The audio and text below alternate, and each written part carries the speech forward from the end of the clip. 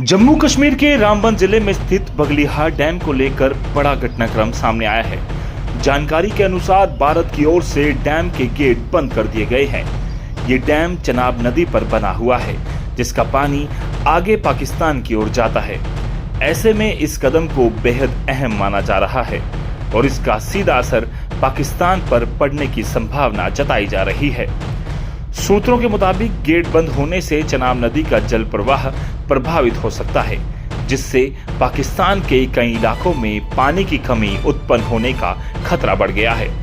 विशेषज्ञों का मानना है कि यदि ये स्थिति लंबे समय तक बनी रहती है तो पाकिस्तान को सिंचाई, पेयजल और बिजली उत्पादन जैसे क्षेत्रों में गंभीर चुनौतियों का सामना करना पड़ सकता है। गौरतलब है कि हाल ही में पाकिस्तान ने अंतर्राष्ट्रीय मंचों पर भारत पर आरोप लगाए थे कि वह उसके हिस्से का पानी रोक रहा है। पाकिस्तान ने इसके लिए सिंधु जल संधि का हवाला देते हुए कहा था कि भारत इस समझौते का उल्लंघन कर रहा है। हालांकि भारत ने इन आरोपों को सिरे से खारिज करते हुए कड़ा रुख अपनाया था। भारत ने साफ शब्दों में कहा था कि खून और पानी एक साथ नहीं बह सकते। यह बयान दोनों देशों के बीच बढ़ते तनाव के बीच काफी महत्वपूर्ण माना जा रहा है। दरअसल पहलगाम में हुए आतंकी हमले के बाद भारत ने सिंधु जल संधि को अस्थायी रूप से स्थगित करने का फैसला लिया था। भारत का कहना है कि जब तक पाकिस्तान अपने यहाँ पनप रहे आतंकवाद के खिलाफ ठोस और निर्णायक कार्रवाई नहीं करता, तब तक इस संधि को बहाल करने पर विचार नहीं किया जाएगा। इस पूरे घटनाक्रम के बाद भारत पाकिस्तान के बीच जल विवाद और कूटनीतिक तनाव एक बार फिर गहरा गया है। आने वाले दिनों में इस मुद्दे पर अंतर्राष्ट्रीय स्तर पर भी प्रतिक्रिया देखने को मिल सकती है। फिलहाल बगलिहार डैम पर उठाया गया ये कदम क्षेत्रीय राजनीति और सुरक्षा के लिहाज से बेहद संवेदनशील माना जा रहा है। बता दें कि संधि के प्रावधानों के अनुसार नदियों को दो हिस्सों में बांटा गया है, पश्चिमी नदियां और पूर्वी नदियां।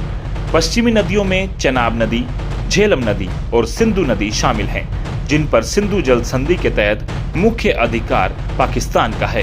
हालांकि भारत को इन नदियों पर सीमित उपयोग जैसे जल विद्युत परियोजनाएं और सिंचाई की अनुमति है। इन प्रोजेक्ट्स के जरिए भारत पानी के बहाव को कुछ हद तक नियंत्रण कर सकता है और जरूरत पड़ने पर सीमित समय के लिए जल प्रवाह को कम या धीमा कर सकता है। इसी तरह झेलम नदी पर उड़ी डैम और किशनगंगा प्रोजेक्ट के माध्यम से भारत पानी के बहाव के समय को प्रभावित कर सकता है। लेकिन भारत ने पहलगाम हमले के बाद संधि को स्थगित करने के बाद इन नदियों पर बने डैम का पानी अपने हिसाब से नियंत्रण करना शुरू कर दिया है। इसके विपरीत पूर्वी नदियों रावी नदी, ब्यास नदी और सतलुज नदी पर भारत का पूर्ण अधिकार है। भाखड़ा नंगल डैम जैसे बड़े प्रोजेक्ट्स के जरिए भारत इन नदियों के पानी का अधिकतर उपयोग पहले से ही कर रहा है, जिससे पाकिस्तान को सीमित मात्रा में ही पानी मिल पाता था। उस पानी को भी अब पूरी तरह रोकने के लिए रावी नदी पर जम्मू पंजाब बॉर्डर पर लगभग बन चुके शाहपुर कंडी डैम से रोका जाने लगा है। इसके अलावा भारत चनाब नदी पर सावलाकोट डैम प्रोजेक्ट बना रहा है, जिससे आने वाले सालों में पाकिस्तान को पानी की और किल्लत का सामना करना पड़ेगा।